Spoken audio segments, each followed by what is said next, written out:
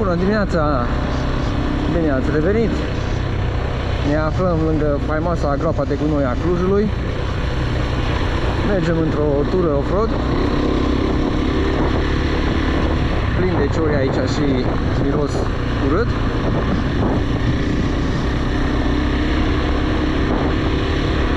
Nu pentru miros venim pe aici, ci ca să nu mergem pe varianta ocolitoare. O să fie azi o tură pe Apuseni,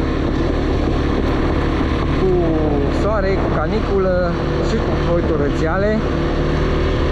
Să vedem cum reușim să ocolim ploaia. Avem un traseu planificat spre Vidorm, dar ea poate suferi modificări.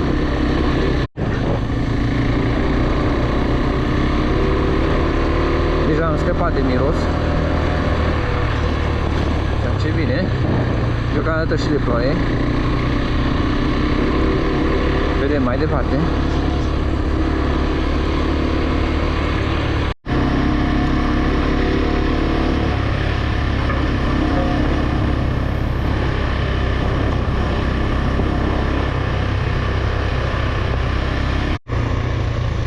Încolo ne îndreptăm spre Feleac. Încercăm de aici numai pe off-road să mergem până acolo. Vedem dacă reușim. Este o urcare destul de abruptă. Pe coborâre l-am făcut, dar pe urcare nu l-am mai făcut. Nu știu cât de ușoară sau grea va fi.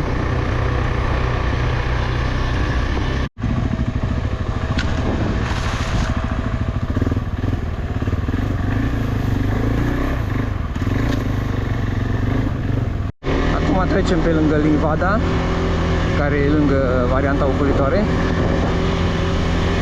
și imediat urcăm spre pârtia de pe Feleac.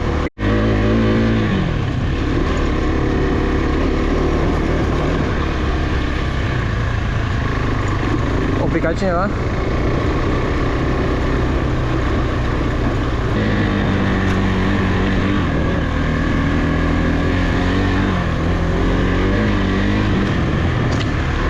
Grijă la pietre mari.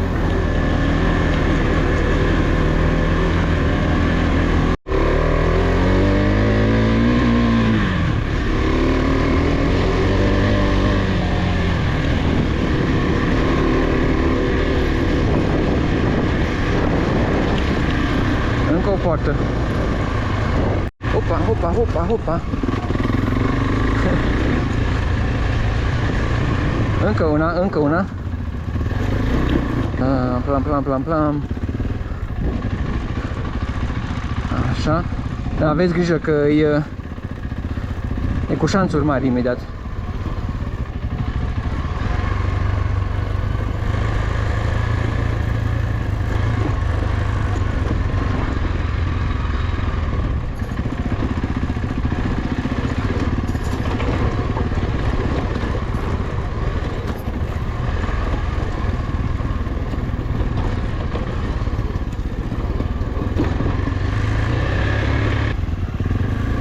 Luați pe unde o luat Cristi sau așa cum am luat eu.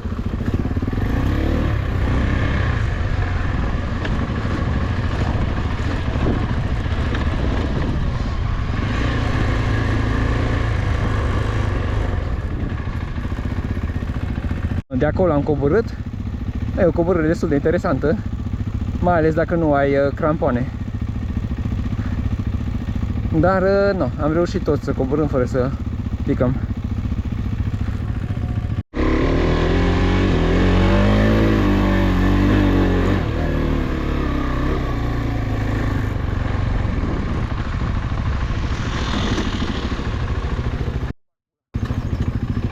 Nu trebuia să mă bag pe șanț?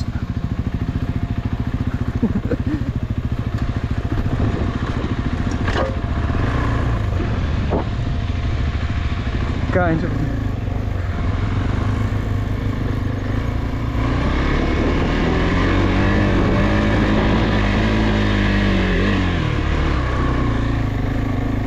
E ușor de zis ție care are anvelope noi.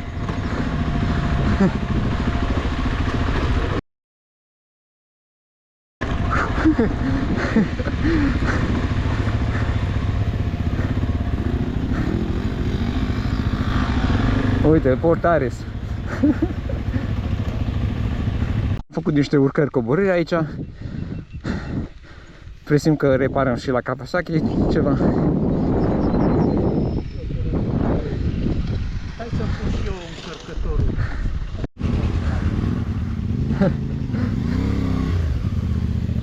No, mai poți să mergi o dată.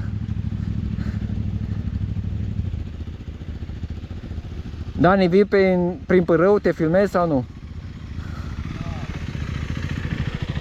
Zice o șmecherie că te filmezi. Nu știu, drift. Așa, așa, așa.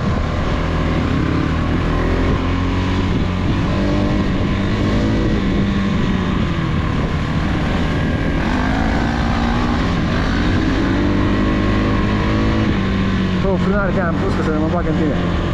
Opa, în dreapta, vezi. Da, da.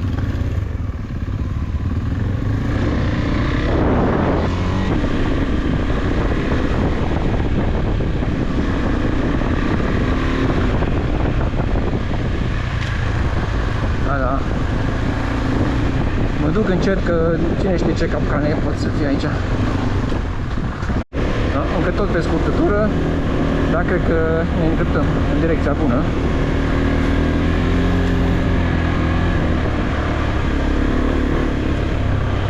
Este un pic de noroi, dar nu foarte mult, numai cât să nu fie praf.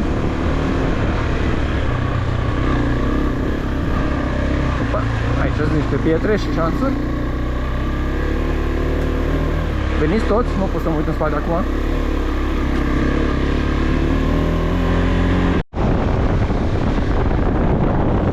Va bine mașina.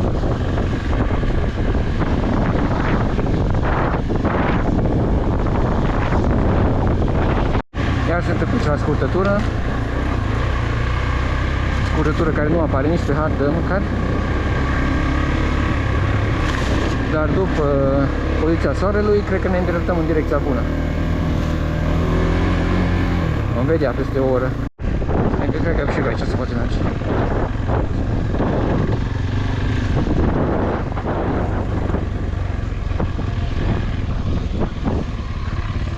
Uite, este un drum aici.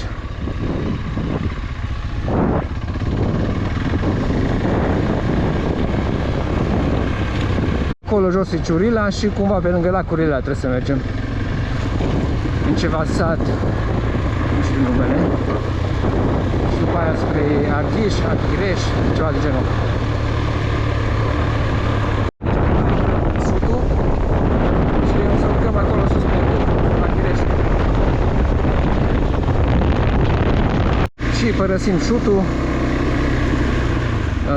Nu cred că părăsim noi aici șutul. De acolo e curtea omului. Vreți să ne băgăm aici sau ne întoarcem mai bine un pic? Veniți?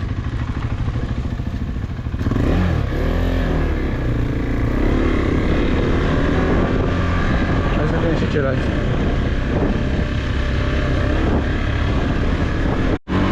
No, bun, și imediat am ajuns la Aghireș. Agriș, pardon, nu Aghireș. Cream că sunt aceeași.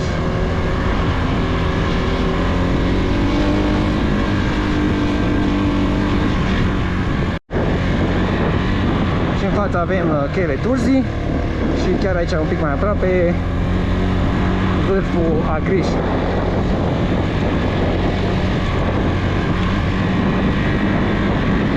Și în dreapta munții Apusei. Oh, ce frumos e!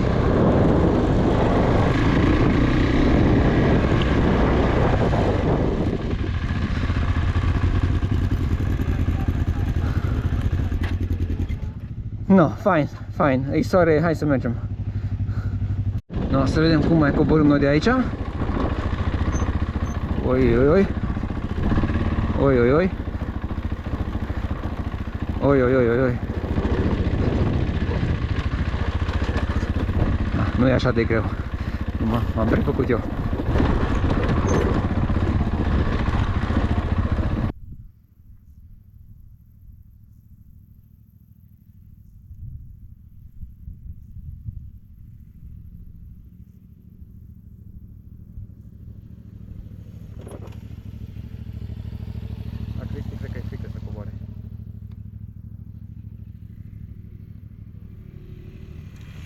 s-a terminat căutarea.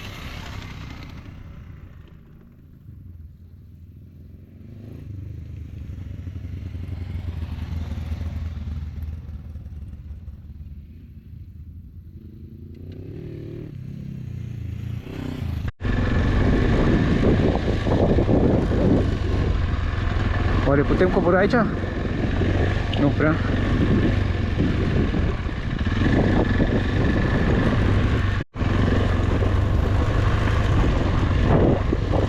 Ce interesant.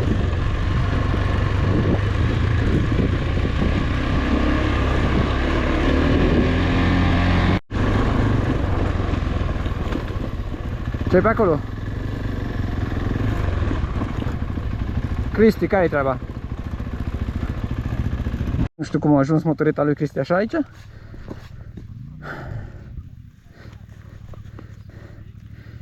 Să fie interesant de scos. Operațiunea de salvat Kawasaki a fost un succes. Operațiunea de ieșit din, nu știu ce a fost aici, carieră, încă e în derulare.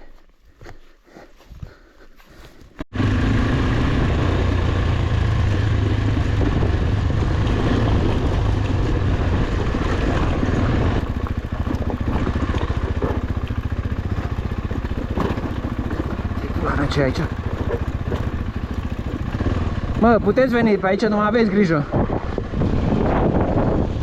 No, puteți veni pe aici, numai este un moment dat foarte îngust și prăpastie în ambele părți. Acolo trebuie să aveți grijă, dar e chiar la sfârșit.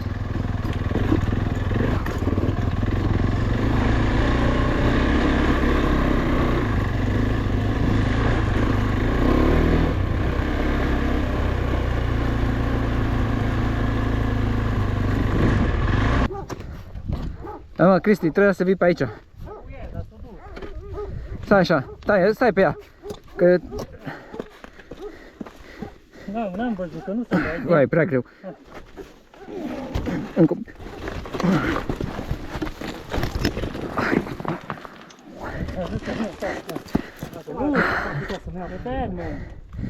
O, futui.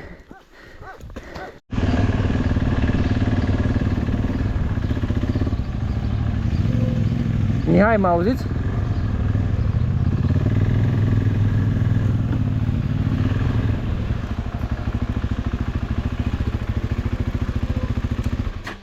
La următoarea intersecție în dreapta, în sus, o zis.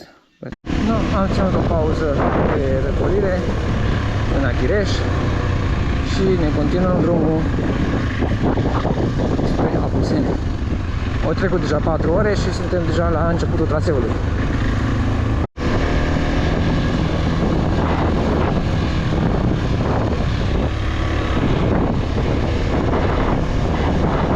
Presiune ploaia, sigur ne prinde, așa că intrăm pe modul rally și fugim spre Iara. Rally 40, da, Chicken Rally.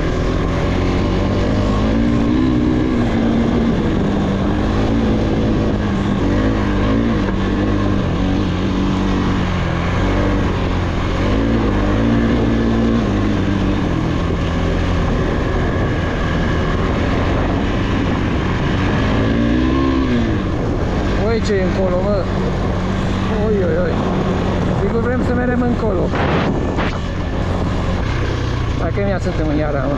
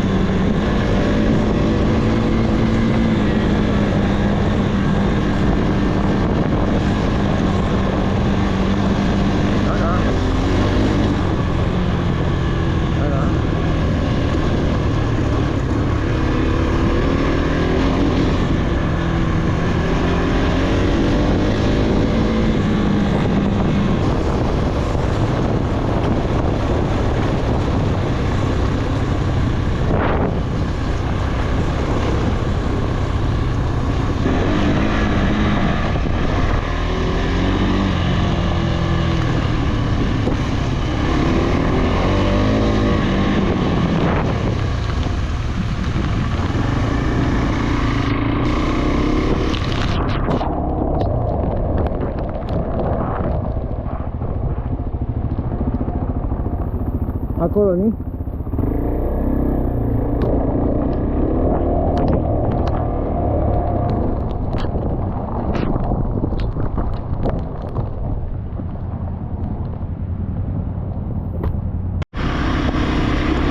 încet, încet ne retragem spre casă. Nu am reușit să ocolim ploaia, ne-am plouat un pic, dar nu foarte tare. Din traseul propus am făcut cam o treime, poate jumate. Nu cred că am făcut jumate. Dar asta e, mai facem și data viitoare. Oare putem trece pe aici?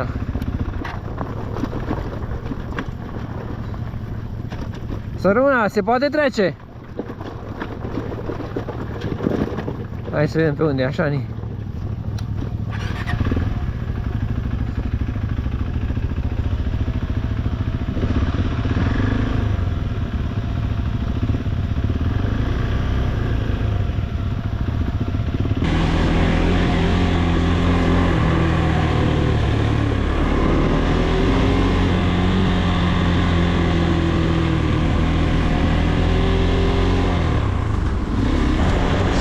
Am ajuns în Cluj, se încheie tura Adventure de azi.